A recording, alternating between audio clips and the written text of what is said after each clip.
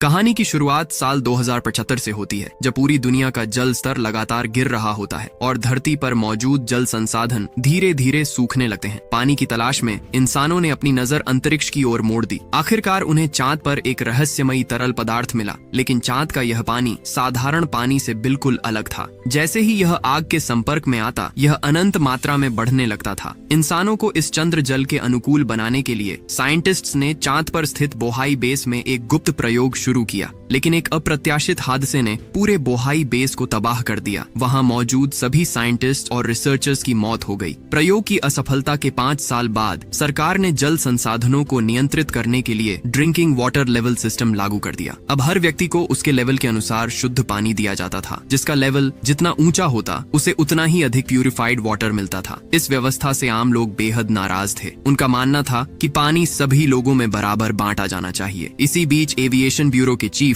जिन पूर्व एस्ट्रोफिजिसिस्ट शियाओसोंग से मिलने पहुंचे, लेकिन अब शियाओसोंग एक एनिमल बिहेवियर एक्सपर्ट बन चुका था। चीफ जिन इस बार उसे एक स्पेशल मिशन में शामिल होने का निमंत्रण देने आए थे। शुरुआत में शियाओसोंग इस प्रस्ताव को ठुकराना चाहता था, लेकिन जैसे ही चीफ जिन ने बोहाई बेस का जिक्र किया, उसकी दिलचस्पी अचानक बढ़ गई। दरअसल 5 साल पहले हुए उसी हादसे में शियाओसोंग की बहन, जो बोहाई बेस की चीफ साइंटिस्ट थी, अपनी जान गंवा चुकी थी। इस मिशन का नेतृत्व कैप्टन हान कर रहे थे, जबकि सैंपल्स से जुड़े सभी कामों की जिम्मेदारी शियाओसोंग को सौंपी गई। टीम का लक्ष्य था कि बोहाई बेस हमेशा के लिए बंद होने से पहले वहां बचे हुए सैंपल्स को सुरक्षित पृथ्वी पर वापस लाया जाए। चांद पर उतरने के बाद उनके पास केवल 24 घंटे का समय होगा। इन सैंपल्स को हर समय लो टेम्परेचर में रखना अनिवार्य था और इस पूरे ऑपरेशन में जरा सी भी गलती की कोई गुंजाइश नहीं थी। मीटिंग खत्म होते ही पूरी टीम बिना देर किए लॉन्च साइट पर पहुंच गई। लेकिन सबसे हैरान करने वाली बात यह थी कि एविएशन ब्यूरो द्वारा अस्थायी रूप से नियुक्त किया गया को पायलट बाकी टीम के 5 मिनट बाद रवाना हुआ। कुछ ही देर में स्पेसशिप चांद की कक्षा में पहुंच गया, लेकिन वहां हो रही रहस्यमयी बारिश की वजह से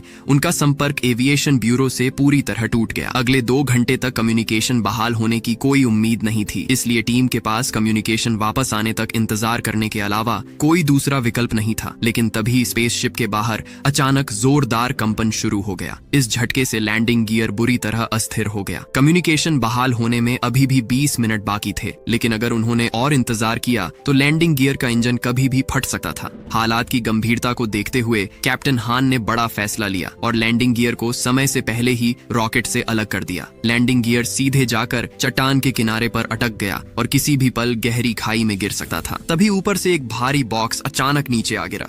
उसके टकराते ही स्पेसशिप का शीशा टूट गया और शियाओसोंग संतुलन खोकर नीचे गिरने लगा। सौभाग्य से कैप्टन हान ने समय रहते उसे पकड़ लिया और उसकी जान बचा ली, लेकिन इस हादसे में उनका सैटेलाइट कम्युनिकेशन सिस्टम पूरी तरह नष्ट हो गया। अब उनका एविएशन ब्यूरो से हर तरह का संपर्क टूट चुका था।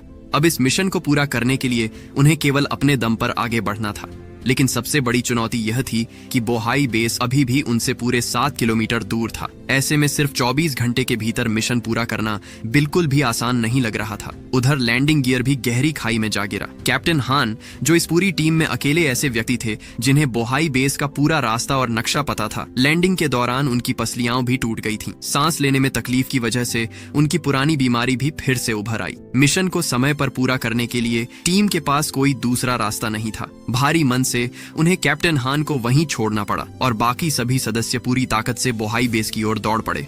आखिरकार ऑक्सीजन पूरी तरह खत्म होने से ठीक आखिरी सेकंड पहले वे बोहाई बेस पहुंच गए। अंदर पहुंचते ही सबसे पहले उन्होंने लाइफ सपोर्ट सिस्टम की बिजली बहाल की और फिर पूरे बेस का एनवायरनमेंट बदलकर उसे अर्थ ग्रेविटी पर सेट कर दिया। लेकिन वहां से निकलने से पहले उनकी नजर बेस के एक कर्मचारी की लाश पर पड़ी, जिसे देखकर पूरी टीम सन्न रह गई। सबसे हैरान करने वाली बात यह थी कि उस लाश के शरीर पर एक चिपचिपा बुलबुला चिपका हुआ था। इसका मतलब साफ था कि उसकी मौत डूबने से हुई थी। लेकिन सबसे बड़ा सवाल यह था कि इस सूखे पड़े चंद्र बेस में इतना पानी आया कहां से जो किसी इंसान को डुबो सके। मिशन पर रवाना होने से पहले चीफ जिन ने बताया था कि इस बेस में रेडिएशन लीक हुआ था, लेकिन अब यहाँ सब कुछ पूरी तरह सामान्य दिखाई दे रहा था। शियाओसोंग ने सच्चाई जानने के लिए पहले लाश का पोस्टमार्टम करने का सुझाव दिया, लेकिन कैप्टन हान ने फैसला किया कि सबसे पहले सैंपल कैप्सूल ढूंढना जरूरी है।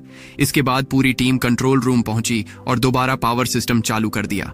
देखते ही देखते पूरा बोहाई बेस फिर से सक्रिय हो गया, लेकिन इसके बावजूद उनका एविएशन ब्यूरो से संपर्क स्थापित नहीं हो सका। अच्छी बात यह थी कि बेस का सर्वाइवल सिस्टम अभी भी पूरी तरह काम कर रहा था। एयर प्यूरिफिकेशन सिस्टम चालू होते ही अंदर का वातावरण बिल्कुल पृथ्वी जैसा हो गया। इसलिए अब सभी लोग भारी स्पेस हेलमेट उतार सके और पहली बार राहत की सांस ली। तभी उन्हें बेस का ब्लूप्रिंट मिला।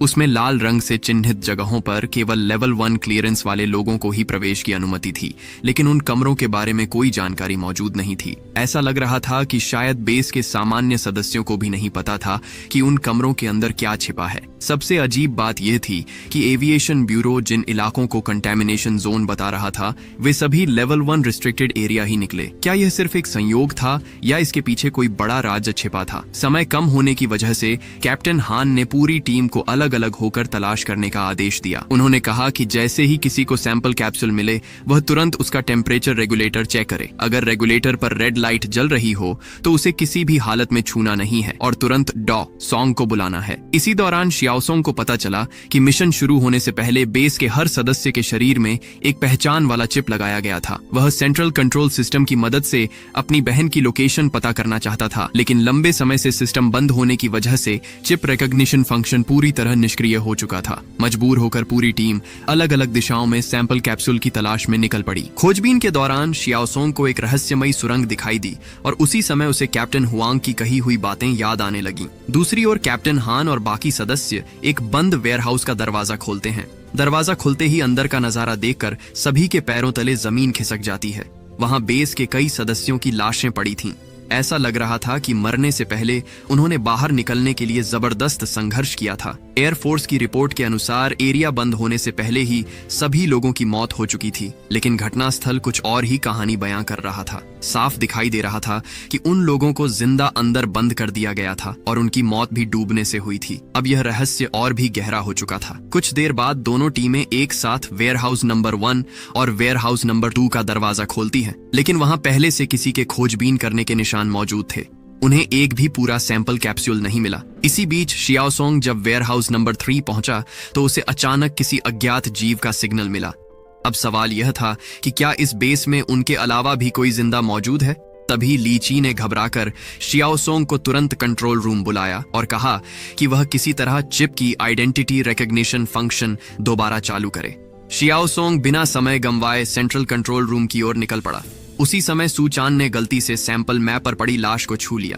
तभी लाश पर मौजूद पानी के बचे हुए सूक्ष्म कण उछलकर उसकी आंखों में चले गए। कुछ ही देर में उसकी मानसिक हालत बिगड़ने लगी और फिर उसके कान से साफ पानी की एक बूंद बाहर निकल आई। उधर शियाओसोंग कंट्रोल रूम पहुंचा, लेकिन वेयरहाउस का दरवाजा अंदर से बंद था और उसके ऊपर ताजा खून के निशान दिखाई दे रहे थे। तभी टीम के बाकी सदस्यों ने उसे बताया कि लीची अचानक गायब हो गया है, लेकिन उन्हें नहीं पता था कि यह सब लीची की पहले से रची हुई साजिश थी। वह अकेले ही वेयरहाउस नंबर 3 में घुस गया। तभी उसका फ्लैशलाइट अचानक मेज के नीचे गिर गया। जैसे ही वह उसे उठाने के लिए नीचे झुका, किसी अज्ञात जीव ने उसकी फ्लैशलाइट खींच ली। उसी समय कैप्टन हान को भी उस अज्ञात जीव का सिग्नल मिला, लेकिन लोकेशन पूरी तरह साफ नहीं थी। उन्होंने तुरंत शियाओसोंग को आदेश दिया कि पहले लीची को ढूंढो। शियाओसोंग तुरंत वापस वेयरहाउस नंबर 3 की ओर दौड़ा। उधर लीची को आखिरकार एक बिल्कुल सही हालत में सैंपल कैप्सूल मिल गया था, लेकिन जैसे ही शियाओसोंग वहां पहुंचा, उसके सामने एक खौफनाक दृश्य घटा।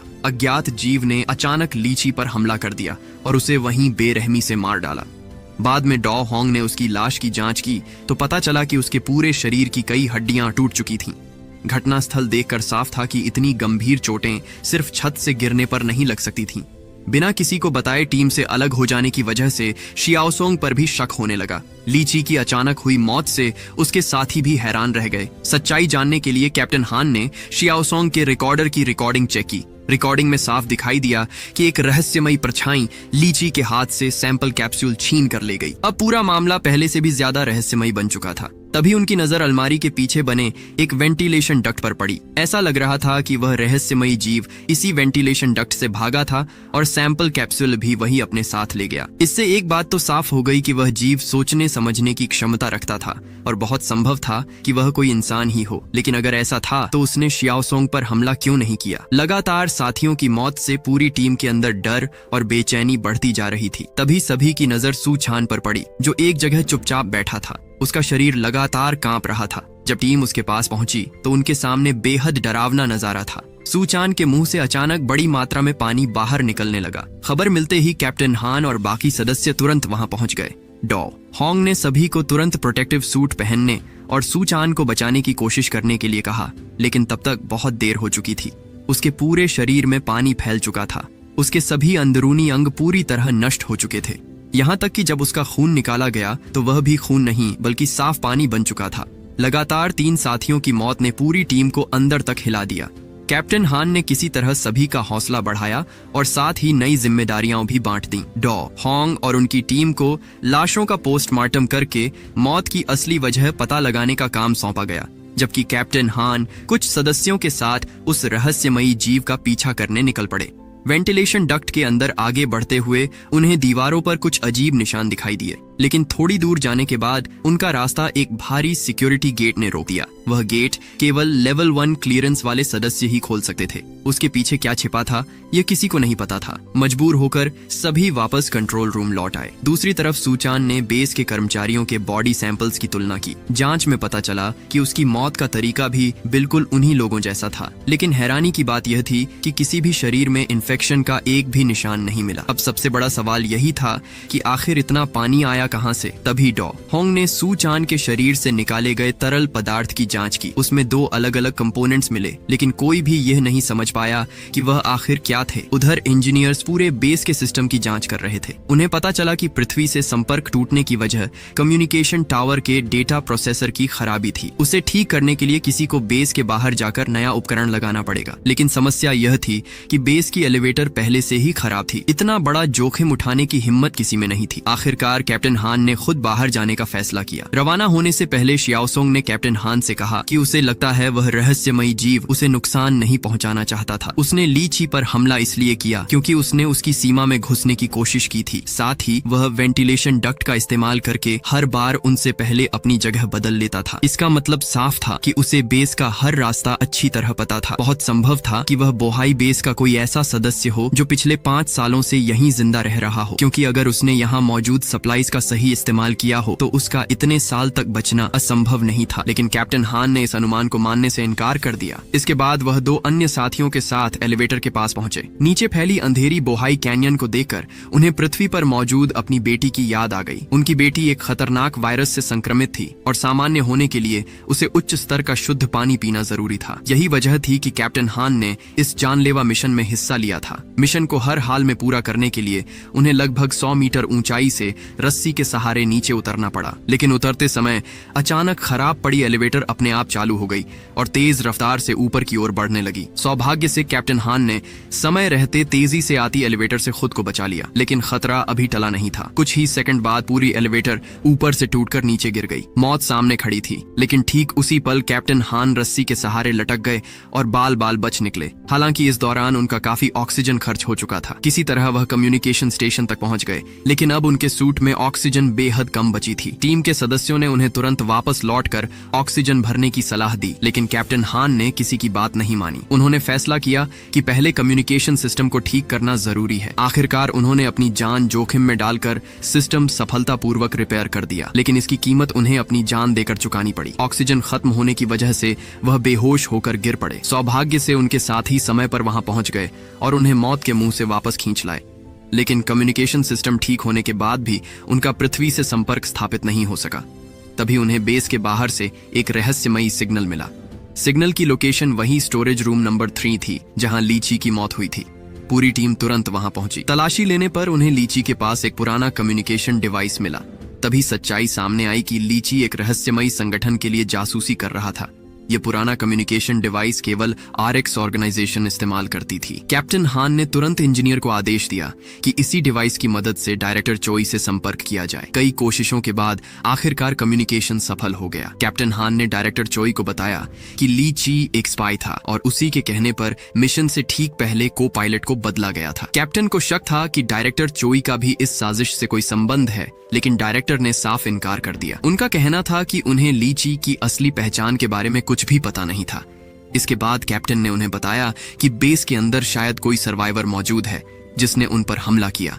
हैरानी की बात यह थी कि स्पाई की बात सुनकर डायरेक्टर चोई चौंक गए, लेकिन सर्वाइवर का नाम सुनकर उन्होंने कोई खास प्रतिक्रिया नहीं दी। ऐसा लग रहा था मानो उन्हें पहले से ही इस बात का अंदाजा हो। फिर भी उन्होंने यही कहा कि उन्हें बेस के अंदर की असली स्थिति की जानकारी नहीं है और वह किसी सर्वाइवर के होने पर विश्वास नहीं करते। उन्होंने बार बार एक ही बात दोहराई कि सैंपल को पृथ्वी पर लाने से भी ज्यादा जरूरी है यह सुनिश्चित करना कि मून वाटर किसी भी हालत में लीक न हो। मिशन जल्दी पूरा करने के लिए डायरेक्टर ने कैप्टन हान को फुल एक्सेस कोड भेज दिया। दूसरी तरफ शियाओसोंग लगातार सैंपल का रहस्य समझने की कोशिश कर रहा था।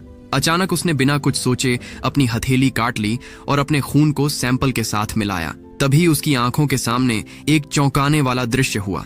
जैसे ही सैंपल खून के संपर्क में आया वह तेजी से बढ़ने लगा। तभी शियाओसोंग को समझ आया कि सू चान की मौत कैसे हुई थी। यह सैंपल तब तक लगातार बढ़ता रहता है जब तक उसके होस्ट की सांसें पूरी तरह बंद न हो जाएं। इसके बाद शियाओसोंग सीधे कंट्रोल रूम पहुंचा और कैप्टन हान से सवाल किया कि क्या उन्हें शुरू से ही मून वाटर का सच पता था।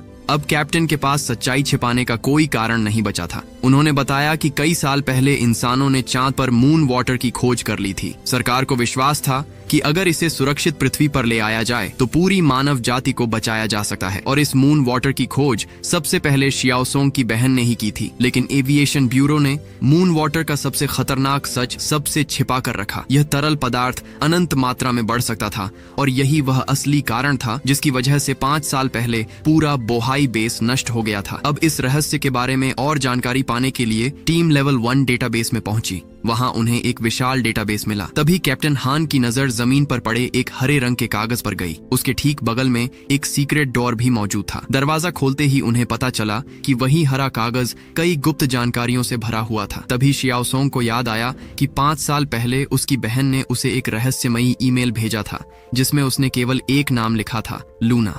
कैप्टन हुआंग ने भी उसे बताया था कि लूना बोहाई बेस का सीक्रेट डेटाबेस है। पूरी टीम नीचे उतरी तो उनके सामने हैरान कर देने वाला नजारा था। वहां केवल विशाल हरे रंग की संरचना ही नहीं थी बल्कि एक सुरक्षित सैंपल भी रखा हुआ था। वहीं पास में टूटी हुई सैंपल बॉटल भी पड़ी थी। सिर्फ एक छोटी सी टूटी हुई बॉटल से निकले मून वाटर ने इतनी विशाल हरी संरचना को जन्म दे दिया था। अब सभी को समझ आ गया कि अगर इस सैंपल को सुरक्षित पृथ्वी पर ले जाकर मून वाटर को नियंत्रित कर लिया जाए तो शायद बर्बाद हो चुकी पृथ्वी को फिर से बचाया जा सकता है। लेकिन जैसे ही टीम सैंपल कलेक्ट करने लगी, कैप्टन हान को बार बार ऐसा महसूस होने लगा कि कोई छिपकर उन पर नजर रख रहा है। तभी अचानक बिजली जैसी रफ्तार से एक रहस्यमयी छोटी लड़की उनके सामने दिखाई दी। किसी के कुछ समझने से पहले ही उसने टीम के एक सदस्य पर हमला किया और पल भर में उसका पूरा हाथ शरीर से अलग कर दिया। उसी दौरान टीम के एक सदस्य ने कांपते हुए फैट गन से उस रहस्यमयी लड़की पर गोली चला दी। गोली लगते ही मून वाटर का सैंपल टूट गया और वह छोटी लड़की भी मौका पाकर वहां से भाग निकली। सभी जानते थे कि टूटा हुआ मून वाटर कुछ ही देर में अनियंत्रित रूप से बढ़ने लगेगा, इसलिए पूरी टीम को बाकी सैंपल लेकर तुरंत वहां से निकलना पड़ा। इस भगदड़ में एक सदस्य की मौत हो गई जबकि दूसरा गंभीर रूप से घायल होकर बेहोश हो गया। तभी शियाओसोंग ने एनिमल बिहेवियर की अपनी समझ का इस्तेमाल करते हुए उस लड़की के व्यवहार का विश्लेषण किया। उसे एहसास हुआ कि वह किसी पर हमला करने नहीं बल्कि मून वाटर की रक्षा करने आई थी। कैप्टन हान ने तुरंत डायरेक्टर चोई से दोबारा संपर्क किया। जैसे ही डायरेक्टर ने देखा कि टीम मून वाटर तक पहुंच चुकी है, उन्होंने तुरंत सहायता भेजने का वादा किया। लेकिन उन्होंने साफ शब्दों में कहा कि मदद पहुंचने से पहले हर हाल में मून वाटर को सुरक्षित रखना होगा, चाहे इसके लिए उस छोटी लड़की को मारना ही क्यों न पड़े। कैप्टन हान ने डायरेक्टर से उस लड़की की असली पहचान पूछी। उन्होंने कहा कि शायद वह बोहाई बेस की कोई सर्वाइवर है, लेकिन डायरेक्टर चोई ने टालते हुए जवाब दिया, अगर मैं तुम्हें सच बता भी दूं तो क्या बदल जाएगा। कम्युनिकेशन खत्म होने के बाद डायरेक्टर चोई के पास रखी एक तस्वीर दिखाई देती है जिसमें वह उसी छोटी लड़की के साथ खड़े होते हैं। अब यह साफ हो चुका था कि इस लड़की और डायरेक्टर के बीच कोई गहरा राज छिपा है। इसके बाद कैप्टन हान ने टीम को अलग अलग होकर उस लड़की को पकड़ने का आदेश दिया, लेकिन शियाओसोंग ने कहा कि वह पहले डेटाबेस में जाकर मून वाटर से जुड़ी सारी जानकारी इकट्ठा करना चाहता है ताकि इस पूरे रहस्य की सच्चाई सामने आ सके। आखिरकार कैप्टन ने डॉ होंग को उसके साथ भेज दिया। दोनों जल्द ही डेटाबेस पहुंच गए, लेकिन वहां जाकर उन्होंने देखा कि मून वाटर से जुड़ा पूरा डेटा पूरी तरह खाली था। साफ था कि किसी ने जानबूझकर सारी जानकारी मिटा दी थी। उसी समय इंजीनियर ने भी अपना असली चेहरा दिखा दिया। वह दरअसल आरएक्स ऑर्गेनाइजेशन का स्पाई था। उसका मिशन केवल मून वाटर हासिल करना ही नहीं बल्कि पूरी टीम को खत्म करना भी था। जैसे ही वह मून वाटर लेकर निकलने वाला था, तभी डॉ होंग और शियाओसोंग वहां पहुंच गए।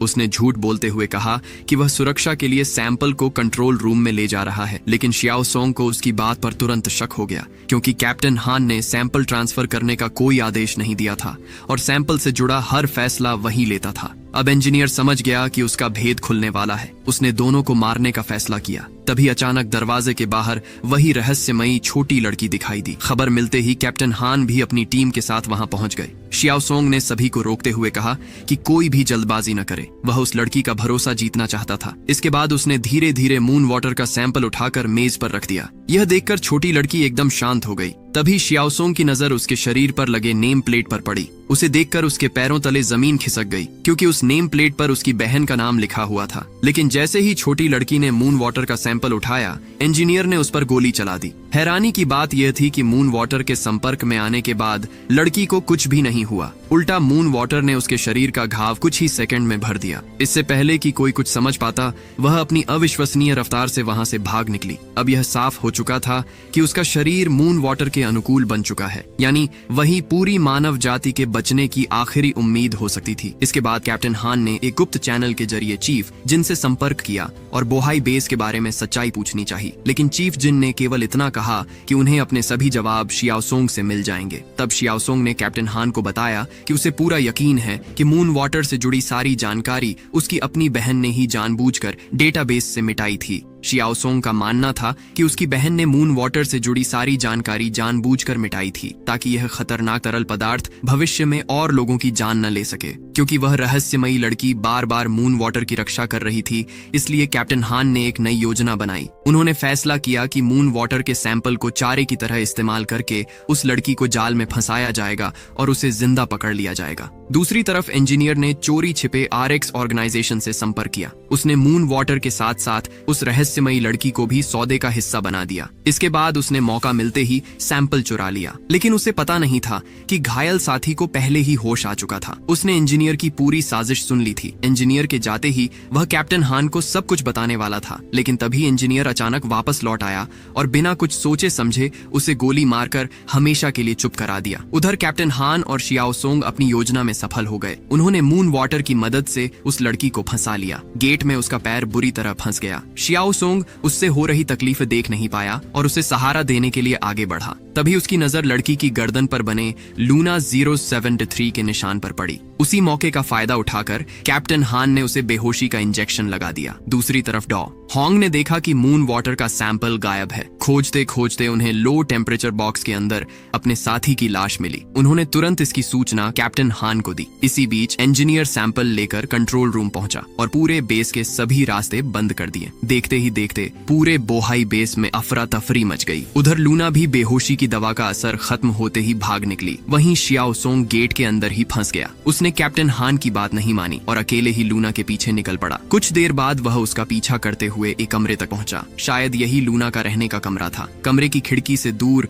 पृथ्वी साफ दिखाई दे रही थी। अंदर उसने लूना को एक अलमारी में कांपते हुए छिपा पाया। शियाओसोंग ने एनिमल बिहेवियर की अपनी समझ का इस्तेमाल करके धीरे धीरे उसका भरोसा जीत लिया। तभी उसे एहसास हुआ कि यह कमरा कभी उसकी बहन का डॉर्मिटोरी हुआ करता था। वहीं पास में एक हार्ड ड्राइव भी रखी थी, जिसमें मून वाटर प्रोजेक्ट का पूरा रिकॉर्ड मौजूद था। उसमें छिपी सच्चाई बेहद चौंकाने वाली थी। शुरुआत में रिसर्च टीम मून वाटर पर बायोलॉजिकल सैंपल्स के साथ प्रयोग कर रही थी, लेकिन बाद में ऊपरी अधिकारियों के दबाव में उन्होंने सीधे ह्यूमन क्लोन पर एक्सपेरिमेंट शुरू कर दिए। लूना दरअसल मून वाटर के लिए तैयार किए गए 77वें क्लोन में से एक थी और वही अकेली थी जो इस एक्सपेरिमेंट में जिंदा बच सकी। सच तो यह था कि लूना शियाओसोंग की बहन के जीन्स से तैयार किया गया क्लोन थी। उधर कैप्टन हान को भी अब यकीन हो चुका था कि इंजीनियर ने ही उनके साथी की हत्या की है। उन्होंने खुद वापस जाकर सच्चाई की जांच करने का फैसला किया और अपने दूसरे साथी को शियाओसोंग और लूना को ढूंढने भेज दिया। कंट्रोल रूम की ओर लौटते समय कैप्टन हान और डॉ होंग को क्लोन स्टोरेज रूम मिला। अंदर का नजारा देखकर दोनों के होश उड़ गए। उसी समय कंट्रोल रूम पहुंचा मोटा साथी यानी लिटिल फैटी इंजीनियर के हमले का शिकार हो गया। कई गोलियां लगने के बाद उसने आखिरी कोशिश करते हुए मून वाटर का सैंपल निकाल लिया और इंजीनियर को धमकाने लगा, लेकिन इंजीनियर ने उस पर फिर से गोलियां चला दी। गोली लगते ही सैंपल टूट गया और बहता हुआ मून वाटर सीधे लिटिल फैटी के शरीर के संपर्क में आ गया। इंजीनियर ने तुरंत दरवाजा बंद कर दिया और उसे अंदर ही फंसा दिया। कुछ ही पलों बाद लिटिल फैटी के मुंह से तेजी से पानी निकलने लगा। थोड़ी देर बाद इंजीनियर ने मून वाटर वाले स्टोरेज को भी खोल दिया। अब अनियंत्रित गति से बढ़ता मून वाटर पूरे बोहाई बेस को डुबाने वाला था। इसी बीच कैप्टन हान और डॉ हॉन्ग भी कंट्रोल रूम पहुंच गए। वहां उन्होंने लिटिल फैटी की लाश देखी, लेकिन दुख मनाने का समय नहीं था। कैप्टन हान ने तुरंत बेस का मुख्य गेट खोल दिया, डॉ हॉन्ग को लैबोरेटरी में इंतजार करने का आदेश दिया और खुद इंजीनियर का पीछा करने निकल पड़े। दूसरी तरफ इंजीनियर मून वाटर लेकर लूना को खोज रहा था। तभी कैप्टन का दूसरा साथी भी शियाओसोंग और लूना तक पहुंच गया। लूना हमला करने ही वाली थी, लेकिन शियाओसोंग तुरंत उसके सामने आकर ढाल बनकर खड़ा हो गया। उसी समय कैप्टन हान ने अपने साथी को कम्युनिकेशन के जरिए सूचना दी कि इंजीनियर उनकी तरफ बढ़ रहा है। उन्होंने सख्त आदेश दिया कि किसी भी हालत में लूना पर गोली नहीं चलानी है और तीनों तुरंत लेबोरेटरी पहुंचकर डॉ हॉन्ग से मिले। जब तक इंजीनियर वहां पहुंचा तब तक शियाओसोंग, लूना और उनका साथी वहां से निकल चुके थे। लेकिन इस बार इंजीनियर सीधे कैप्टन हान के जाल में फंस गया। दोनों के बीच जबरदस्त हाथापाई हुई और आखिरकार कैप्टन हान ने इंजीनियर को काबू में कर लिया। कैप्टन ने उससे पूछा कि वह यह सब क्यों कर रहा है।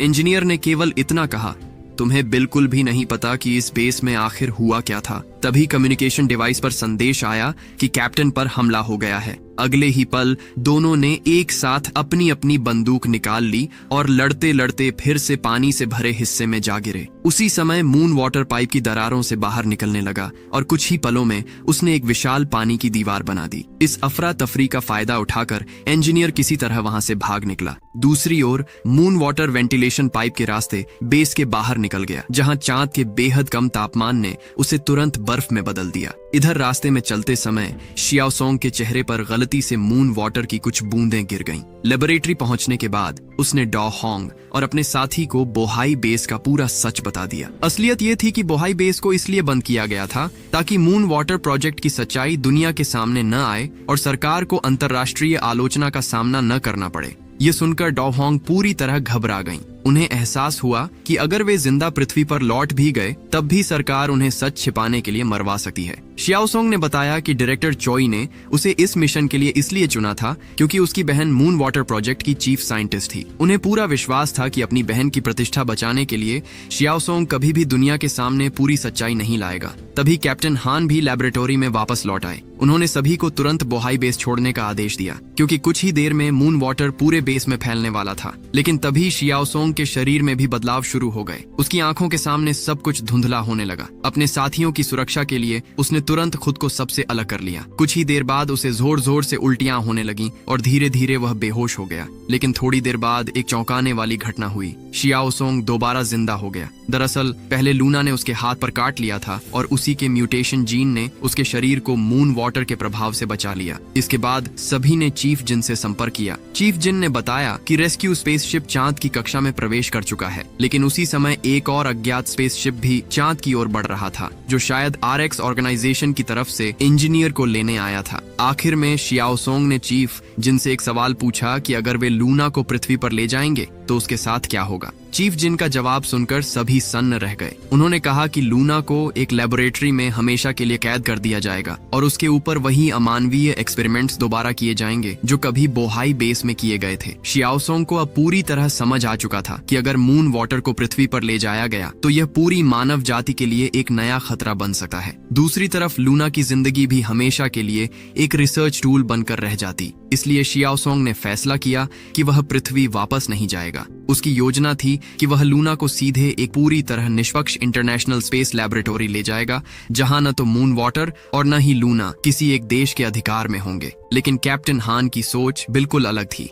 वह हर हाल में मून वाटर को कोरिया वापस ले जाना चाहते थे क्योंकि केवल वही उनकी बीमार बेटी की जान बचाने की आखिरी उम्मीद थी। एक मिशन लीडर होने से पहले वह एक पिता भी थे और एक पिता के रूप में उनके पास कोई दूसरा विकल्प नहीं था। तभी लूना को अचानक एहसास हो गया कि मून वाटर उनकी तरफ बढ़ता आ रहा है। यह सुनते ही सभी उसके पीछे पीछे भागने लगे ताकि समय रहते वहां से निकल सकें। लेकिन रास्ते में उनका सामना एक बार फिर इंजीनियर से हो गया। मून वाटर से संक्रमित होने के बाद इंजीनियर पूरी तरह अपना मानसिक मानसिक संतुलन खो चुका था। इसी हालत में उसने 5 साल पुरानी पूरी सच्चाई उगल दी। उसने बताया कि मून वाटर सबसे पहले बोहाई बेस से ही लीक हुआ था। वह उन मर्सनरीज में से एक था जिन्हें बेस में भेजा गया था, लेकिन उन्हें बचाने के लिए नहीं, बल्कि सभी गवाहों को हमेशा के लिए खत्म करने के लिए भेजा गया था। यानी सरकार ने शुरू से ही किसी को बचाने की योजना बनाई ही नहीं थी। तभी मून वाटर तेजी से उनकी तरफ बढ़ने लगा। शियाओसोंग ने तुरंत अपनी गन निकालकर इंजीनियर पर गोली चला दी। इंजीनियर वहीं ढेर हो गया, लेकिन इस मुठभेड़ के दौरान शियाओसोंग भी गोली लगने से घायल हो गया। अब हालात और भी गंभीर हो चुके थे। बेस के सिस्टम में खराबी आने की वजह से मेन गेट केवल मैनुअल तरीके से ही बंद किया जा सकता था। यानी अगर एक व्यक्ति अंदर रुककर गेट बंद नहीं करता तो बाहर निकलने वाला कोई भी इंसान जिंदा नहीं बच पाता। आखिरकार कैप्टन हान ने खुद को बलिदान करने का फैसला किया। शियाओसोंग ने उन्हें रोकने की बहुत कोशिश की और कहा कि उन्हें यहाँ नहीं रुकना चाहिए, लेकिन कैप्टन हान ने शांत आवाज में उसे इंजीनियर के साथ वहीं रहने का आदेश दिया और खुद आखिरी बार गेट की तरफ बढ़ गए। एक तरफ वह अपनी बेटी के लिए सब कुछ दांव पर लगाने वाला एक आदर्श पिता थे और दूसरी तरफ अपनी पूरी टीम की जान बचाने वाला एक सच्चा कैप्टन। आखिर में शियाओसोंग, डो, होंग और लूना किसी तरह बोहाई बेस से बाहर निकलने में सफल हो गए। लेकिन बाहर आते ही लूना ने अपना एस्ट्रोनॉट सूट उतार दिया और नंगे पैरों से चांद की सतह पर चलने लगी। यह देखकर सभी समझ गए कि लूना ने सिर्फ मून वाटर को ही नहीं, बल्कि चांद के पूरे वातावरण को भी अपना लिया है। इसी रहस्यमयी और भावुक अंत के साथ द साइलेंट सी के सीजन 1 की कहानी समाप्त होती है। लाइक, शेयर एंड सब्सक्राइब कीजिए ताकि आप हमारे आने वाली वीडियोस के लिए बने रहें। शुक्रिया।